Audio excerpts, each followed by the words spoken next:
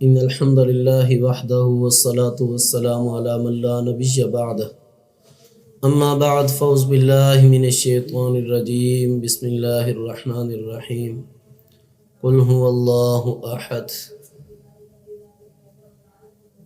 محترم بھائیوں، آج میں نے آپ بھائیوں کے سامنے ایسا وظیفہ بتانا ہے جو ہر طرح کی تکلیف سے کفایت کر جائے گا۔ جو آدمی یہ وظیفہ پڑھے گا اسے کوئی جنات نقصان نہیں دے سکیں گے، شیاطین تکلیف نہیں دے سکیں گے۔ آج اکثر بھائی کہتے ہیں، جنات کی شکایت کرتے ہیں، شیاطین کی شکایت کرتے ہیں کہ ہم ڈر جاتے ہیں، برے برے خیالات آتے ہیں۔ تو وہ میرے بھائی اس وظیفے کو لازمی پڑھیں صبح و شام کے اذکار کے اندر، تو انشاءاللہ کوئی چیز تکلیف نہیں دے سکے گی۔ سیدنا عبداللہ بن خبیب رضی اللہ تعالیٰ عنہ سے حدیث ہے، سنن نبی داؤد اور جامع ترمذی کے اندر۔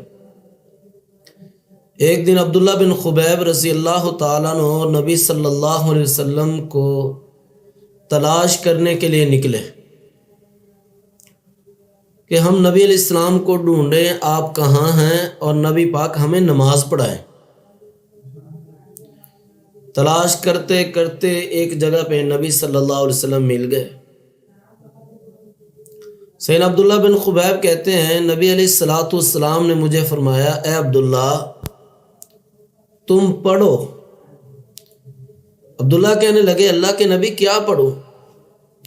نبی پاک نے فرمایا صلی اللہ علیہ وسلم،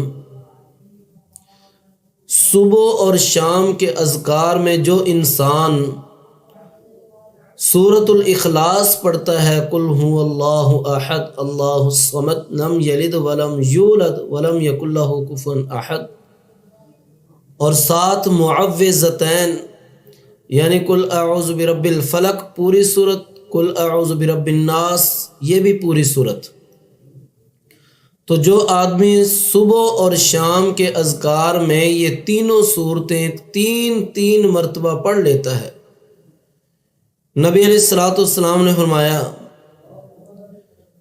کہ ہر چیز کے شر سے وہ انسان محفوظ ہو جائے گا۔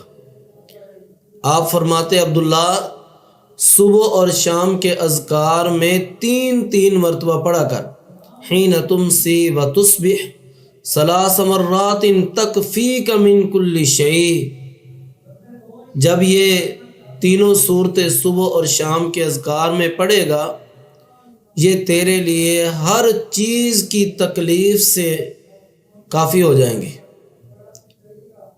تمہیں کوئی چیز نقصان نہیں دے سکے گی، کوئی چیز ڈرائے گی نہیں، کوئی پریشانی لاحق نہیں ہوگی، جنات نہیں آئیں گے، جادو نہیں ہوگا۔ یہ جو آخری 2 صورتیں ہیں، سورۃ الفلق اور سورۃ الناس، یہ دونوں نازل ہی جادو کے توڑ کے لیے ہوئی ہیں۔ صحیح بخاری کے اندر حدیث ہے، رسول اکرم صلی اللہ علیہ وسلم پر لبید بن عاصم یہودی نے جادو کیا تھا، نبی علیہ السلام کے بالوں کو لے کے کنگھی کے دندوں کے اندر ڈال کے 11 گریں لگائی تھی۔ نبی صلی اللہ علیہ وسلم پر جادو کے ابتدائی اثرات تھے۔